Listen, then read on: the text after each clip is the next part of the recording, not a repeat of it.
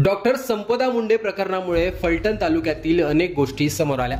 रणजितसिंह निंबाळकर आणि फलटणचं पोलीस प्रशासन यांच्यावर आरोप झाले। त्याला जोडून अनेक वेगळी प्रकरणंही समोर आली। त्यानंतर आता SIT नेमण्यात आली। डॉक्टर संपदा मुंडेंच्या आत्महत्येमध्ये सर्वात गंभीर आरोप हे निलंबित PSI गोपाळ बदने याच्यावर करण्यात आले। डॉक्टर संपदा मुंडेंच्या हातावर जी सुसाईड नोट लिहिलेली होती त्यात म्हटलं गेलं होतं की गोपाळ बदने याने माझ्यावर 4 वेळा अत्याचार केला। त्या गोपाळ बदनेला नंतर निलंबित करण्यात आलं होतं, मात्र नंतर तो फरार झाला। मोबाईल लपवून तो शरणही आला। त्यानंतर गोपाळ बदनेचा मोबाईलही सापडला। या मोबाईलमध्ये आणि डॉक्टर संपदा मुंडेच्या मोबाईलमध्ये महत्त्वाचे पुरावे या प्रकरणात आहेत असंही बोललं जाते। या सर्व गोष्टीनंतर आता निलंबित गोपाळ बदनेला सेवेतून बडतर्फ करण्यात आले। पोलिसांनी इतके दिवस केलेल्या तपासानंतर हा निर्णय घेतला गेल्याने गोपाळ बदने विरोधात ठोस पुरावे पोलिसांना मिळालेत का याची चर्चा सुरू झाली। SIT नेमल्यानंतर तपासाला वेग आल्याचंही यातून पाहायला मिळतंय। जी प्रेस नोट काढण्यात आली त्यात म्हटलं आहे की फलटण शहर पोलीस ठाणे गुन्हा रजिस्टर नंबर 345-225 या गुन्ह्यातील अटक आरोपी गोपाळ बाळासाहेब बदने पोलीस खात्यातून बडतर्फ। फलटण शहर पोलीस ठाणे गुन्हा नंबर 345-2025 या गुन्ह्यातील अटक आरोपी गोपाळ बाळासाहेब बदने पोलीस उपनिरीक्षक निलंबित याने पोलीस दलाचं पूर्ण ज्ञान असताना बेफिक्रीने नैतिक अधपतन व दुर्वर्तन, विकृतपणे पोलीस उपनिरीक्षक पदाचा व अधिकाराचा दुरुपयोग यासह समाजामध्ये असुरक्षिततेची भावना निर्माण करणारी वर्तणूक केली। पोलीस उपनिरीक्षक पदास अशोभनीय ठरेल असं कृत्य करून कर्तव्य पालनात व दैनिक जीवनात संशयास्पद वर्तन केलं आहे।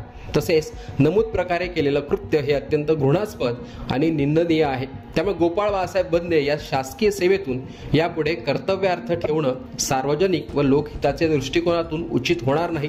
म्हणूनच निलंबित पोलीस उपनिरीक्षक गोपाळ बाळासाहेब बदने नेमणूक फलटण ग्रामीण पोलीस ठाणे सातारा यास माननीय श्री सुनील फुलारी विशेष पोलीस महानिरीक्षक कोल्हापूर परिक्षेत्र कोल्हापूर यांनी भारतीय राज्यघटना 1950 मधील अनुच्छेद 311(2)(ब) अन्वये दिनांक 4/11/2025 रोजीपासून शासकीय सेवेतून बडतर्फ केलेला आहे। अशा प्रकारे आरोपी म्हणून गोपाळ बदनेला बडतर्फ करण्यात आले, ज्यामुळे बदने या प्रकरणात चांगलाच अडकणार असं लक्षात येत आहे। बदने हा नोकरीवरून कायमचा गेलाच, पण तपासात जर पुरावे आढळले तर तो तुरुंगातही कायमचा जाऊ शकतो असंच बोललं जाते। या प्रकरणात आवाज उठवणाऱ्या सुषमा अंधारेंनी याबाबत नंतर फेसबुक पोस्ट करत म्हटलं की संपदा मुंडे संशयास्पद मृत्यू प्रकरणातील गोपाळ बदने याला भारतीय राज्यघटना 1950 मधील अनुच्छेद 311(2)(ब) नुसार शासकीय सेवेतून बडतर्फ केला आहे। पण अजून लढाई बाकी आहे। PI सुनील महाडिकवर सुद्धा तात्काळ कारवाई झाली पाहिजे। 2 PA रोहित नागटिळक, राजेंद्र शिंदे या दोघांसह हे दोघे ज्या खासदाराकडे PA होते तो खासदार आणि डॉक्टर अंशुमन धुमाळ, तत्कालीन DYSP Rahul Dhas, API जायपत्रे, PSI Patil यांचं काय असा प्रश्न सुषमा अंधारे यांनी विचारला आहे। त्यांनी आणखीन एक पोस्ट लिहित म्हटलंय की फलटण आंदोलनानंतर 3 मागण्यांना यश आलं। गोपाळ बदनेची बडतर्फी, हत्या की आत्महत्या या प्रकरणासाठी SIT आणि संपदा मुंडेबद्दल आक्षेपार्ह मजकूर सर्व प्रकारच्या पब्लिक डोमेन मधून काढून टाकण्यासाठी गुगल आणि YouTubeला गृह खात्याकडून पत्र। कालच्या आपल्या फलटणच्या आंदोलनानंतर सरकारच्या कांठळ्या बऱ्यापैकी उघडल्या आणि अखेर SITची घोषणा केली। मात्र SIT नको, उच्च न्यायालयाची उच्चस्तरीय चौकशी समिती हवी अशी वारंवार मागणी करत आहे। ते SITतील नेमलेले अधिकारी आणि त्यांचं कार्यक्षेत्र बघितल्यानंतर आपल्याला लक्षात येईल की या SITतील 7 पैकी 5 अधिकारी हे फलटण आणि सातारा कार्यक्षेत्रातील आहेत, तर उर्वरित 2 पैकी वायकर नावाचे अधिकारी आणि गोपाळ बदने हे एकत्रित कार्यरत होते। फलटण पोलीस स्टेशन हे स्थानिक राजकीय दबावामुळे छळछावणी झाले हे वारंवार मी मांडते।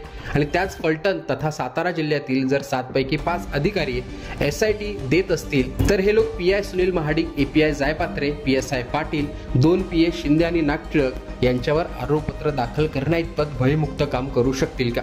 अशा प्रकारे SIT स्थापन झाल्यानंतर पहिली कारवाई झाली आहे, पण आता SIT वरही प्रश्नचिन्ह उपस्थित केले जाते। एकूणच ही झालेली कारवाई आणि ही SIT याविषयी तुमचं मत कमेंट बॉक्समध्ये सांगा। यातून संपदा मुंडेला न्याय मिळेल का याविषयी देखील तुमचं मत कमेंट बॉक्समध्ये सांगा। लोकमतचं YouTube चॅनल सबस्क्राईब केलं नसेल तर आठवणीने सबस्क्राईब देखील करा।